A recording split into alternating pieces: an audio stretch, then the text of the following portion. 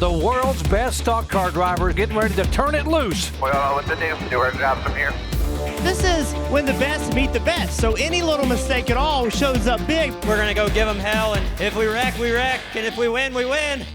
You don't want to point your way. You don't want to be safe. You have to be aggressive, and at the end of the day, you need to be chasing that checkered flag, and that's it. All right, boys, today's our day. Let's go get it. Feels like playoff energy down here. Let's go. Let's get it, fellas. Here we go.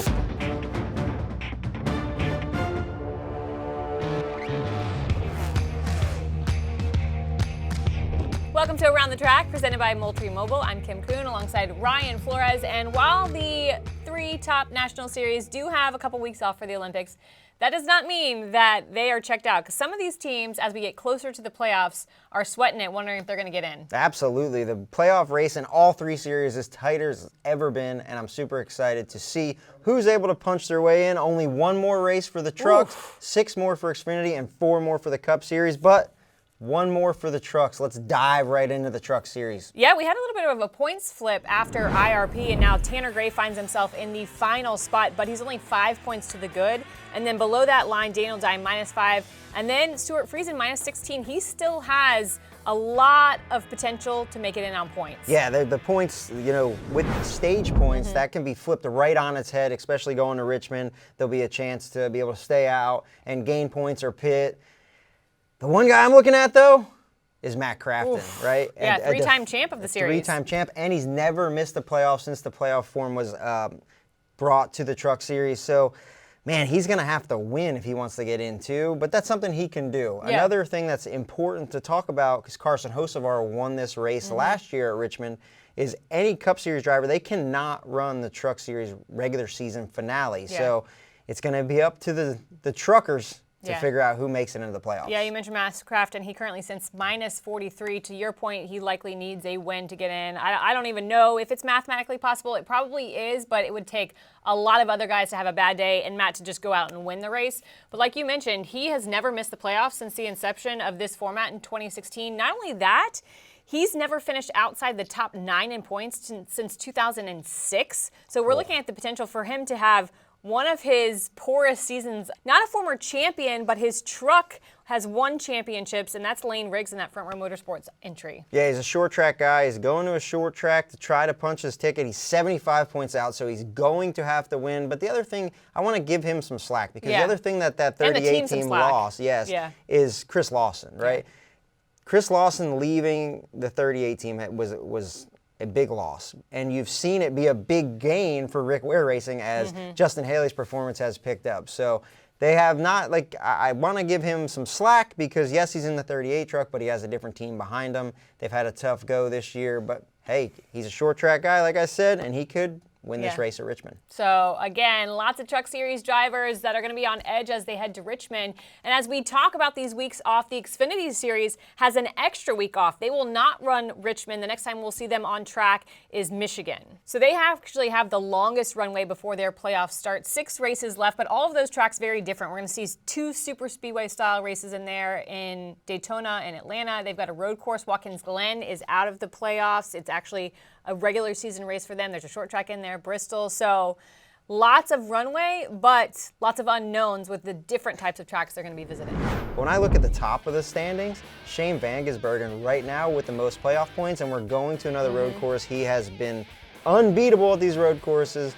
Does he have a shot to win this championship? I think so, and I don't know that I would have said that pre-Indy, but came out, got a top 5 finish there on an oval. That's a track that takes a lot of discipline from a driver, so I think we're slowly seeing him start to figure out these ovals. So I don't know that we have seen just a dominant team in the Xfinity Series for 2024. We've seen, peaks of light from different teams for a while. At the beginning of the season, it was Austin Hill making a run, and then, Justin Allgaier's had strong weeks. We've seen Sam Mayer, but there's nobody that just is outright, like in past years, oh my gosh, he is the guy I think is going to be the champion. But I think Cole Custer and this 00 team have taken a little step forward from the field. We saw their win in Pocono, and then we saw how strong they were at Indy. Started from the pole, ultimately ended up second to his teammate, Riley Herbst.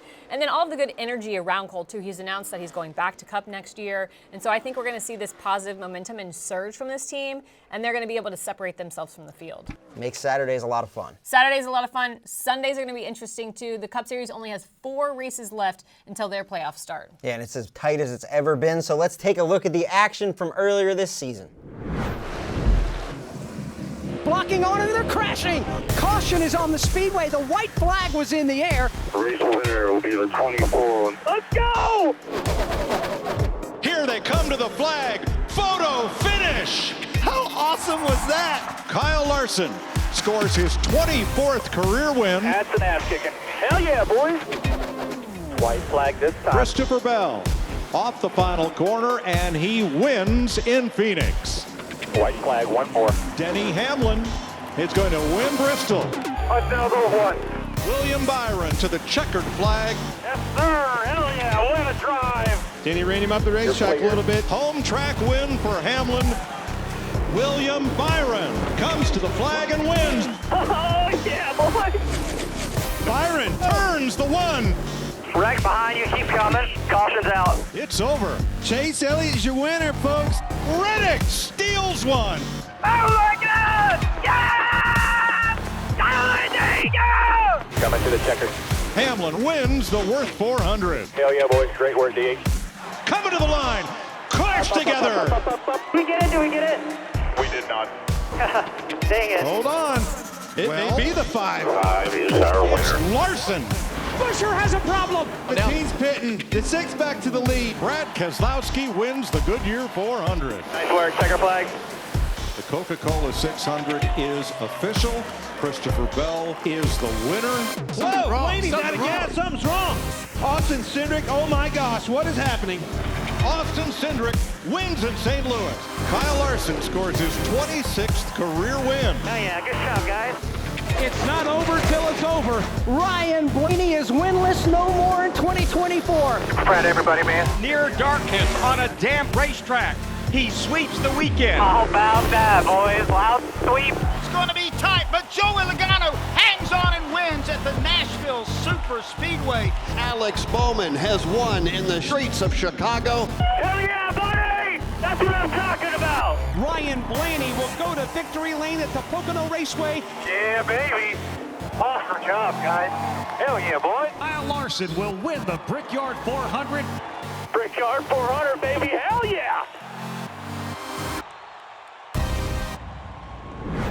So like I mentioned, 4 races left until the NASCAR Cup Series playoffs start. That means the 4 drivers currently in on points are not safe. Now, while it is a stretch to think we'll see 4 new winners, it's not out of the box. Oh, I've been part of this, and it is so, it's just demanding. It's stressful, it's demanding, it's just, it make you pull your hair out. So in 2022, with Blaney, right, we were right there on the cusp. And what this does is like, playoff racing, it just like eats at your nerves. And basically your playoff starts 5 or 6 weeks before the playoffs actually start. And you're not only worried about yourself, you're worried about everybody else, and you're hoping somebody doesn't come and spoil the party. So when we look at the schedule ahead, right, that's a great point. Because Ty Gibbs is only, you know, he's 42 up from the cut line, Martin Truex 108. So Ty Gibbs is within striking distance of Martin Truex. Why that's important is if there's 2 more winners, then Martin and say Martin has a couple rough weeks, Ty has a couple good weeks, and that gap is closed, then you don't really know. And when I look at the schedule ahead, Richmond, option tire, that's going to present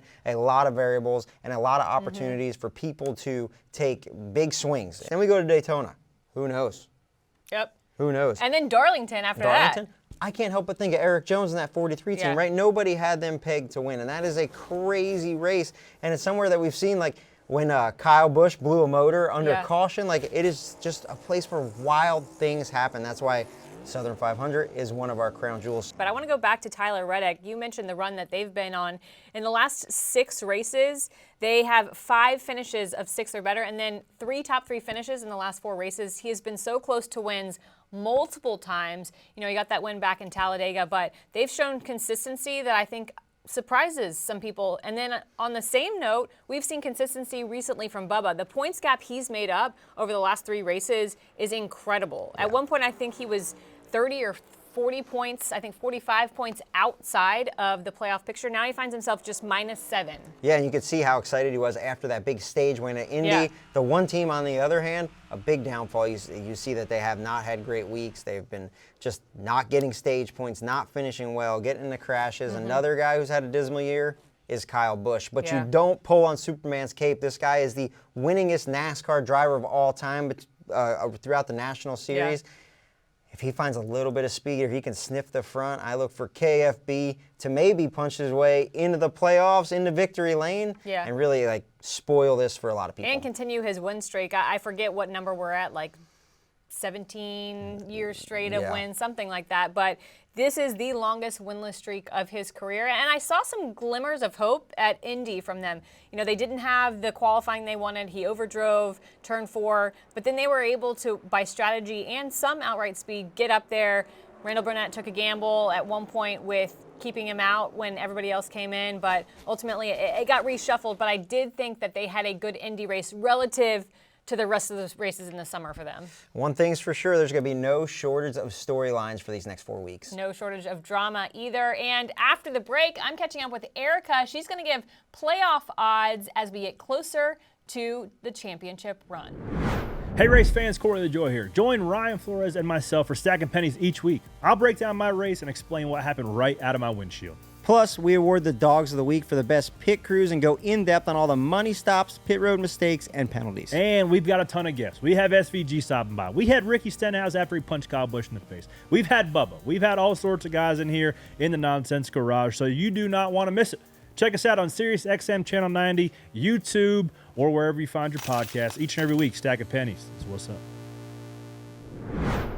All right, it's time to welcome in Erica, our resident sports betting analyst for Easy Money with E. And Erica, since NASCAR's National 3 Series are off, there's no races to bet on, so we thought we might revisit championship odds. So I am eager to know who your rising stars are to win the title. That's a really great idea, and my first rising star, if you will, is Christopher Bell, Kim, who opened up the season at plus 1,000 to win the Cup Series championship. But now, with only a few more races to go, he is at plus 375. And I cannot overstate, Kim, everyone out there watching, how I wish that I had been smart enough to be in on C-Bell at plus 1,000 when the season opened. Because, of course, a lot of drivers' odds move throughout the year. That's sports betting for you.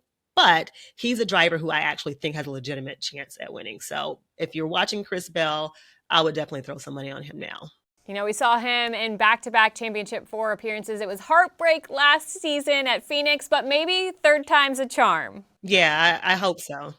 So typically, I would think that there has to be a Hendrick driver in your championship picks. Is there anyone in particular you're looking at? Well, yeah, because, you can never count out a Hendrick driver no matter what. And Alex Bowman is the one that I'm looking at now. He did open the season at plus 5,000 to win it all, and he has moved from plus 5,000 to plus 3,000. Kim, that is a huge swing.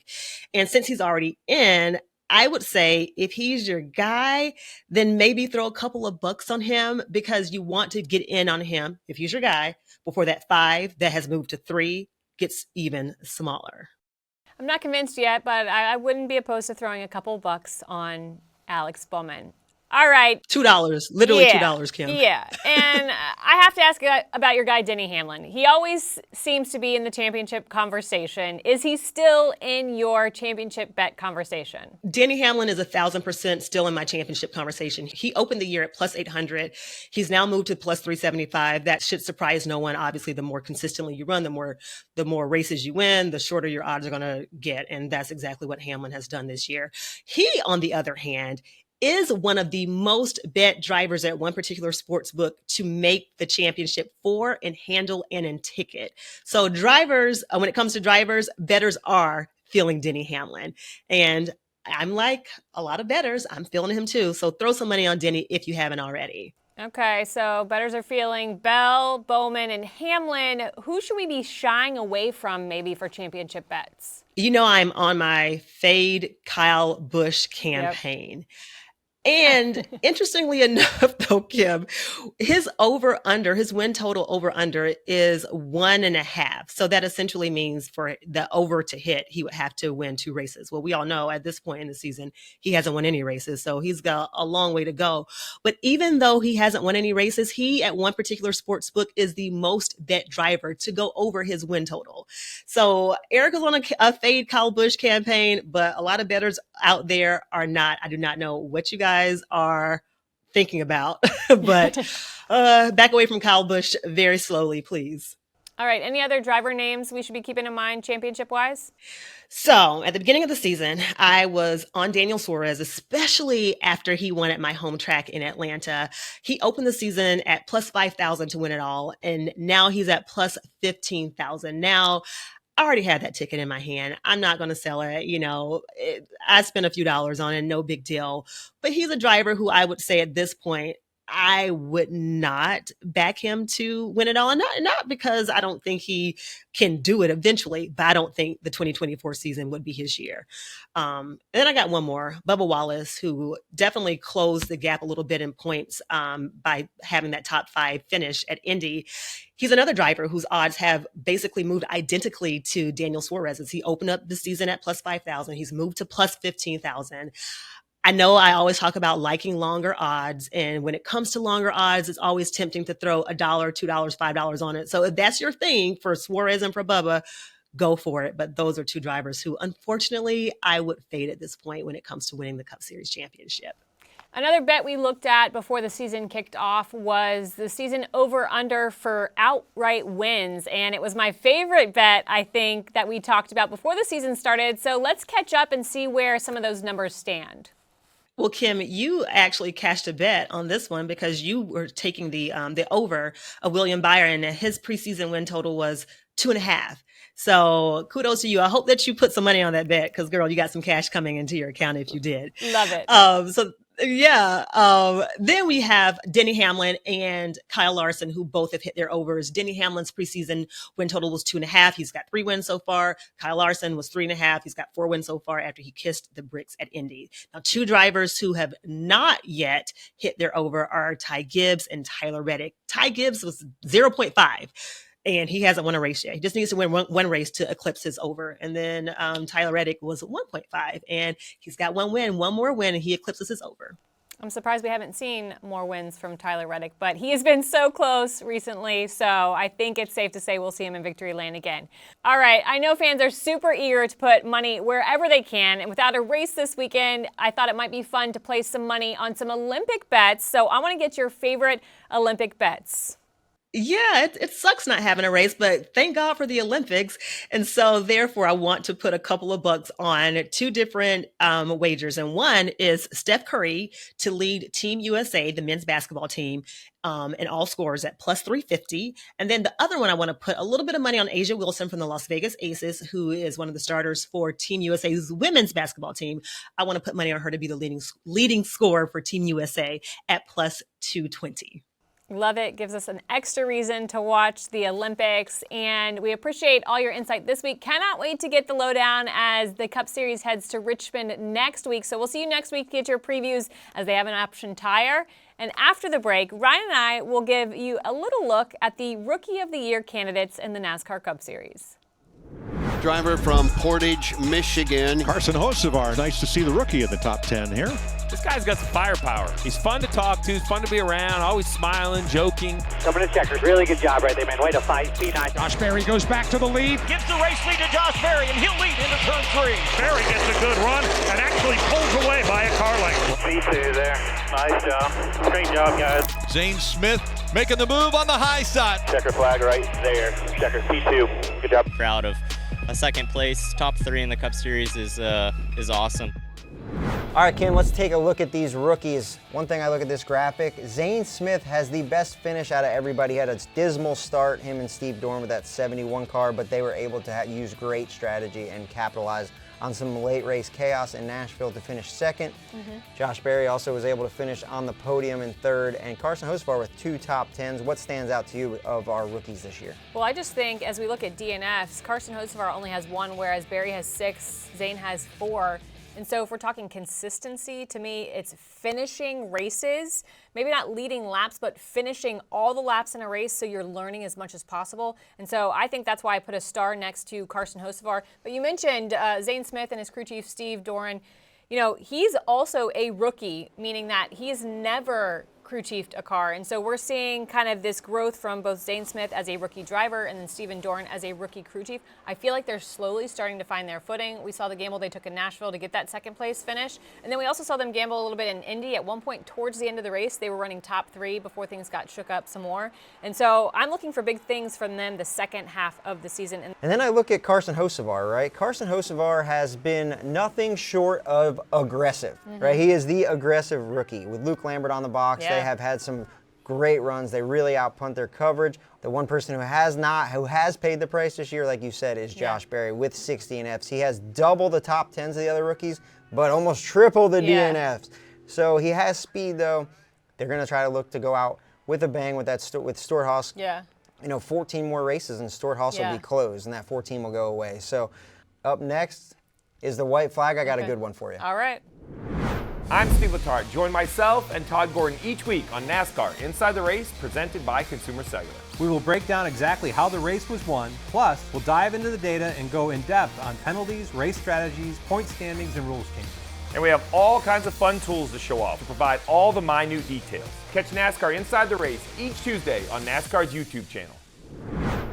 Well, Kim, a little shameless plug here. I forgot to mention it. August 3rd, this coming weekend, Bowman Gray Stadium. I will be back in the 79 car running the 100-lap feature there. So make sure if you can't come out to Bowman Gray, that you log into your Flow Racing app and check that out. But we're talking about old racetracks, right? Oh, gosh. And there is a racetrack that we are going to go to, and the original name of the track was the Atlantic Rural Fairgrounds. Atlantic What Rural track Fairgrounds. is that? We still race at it today.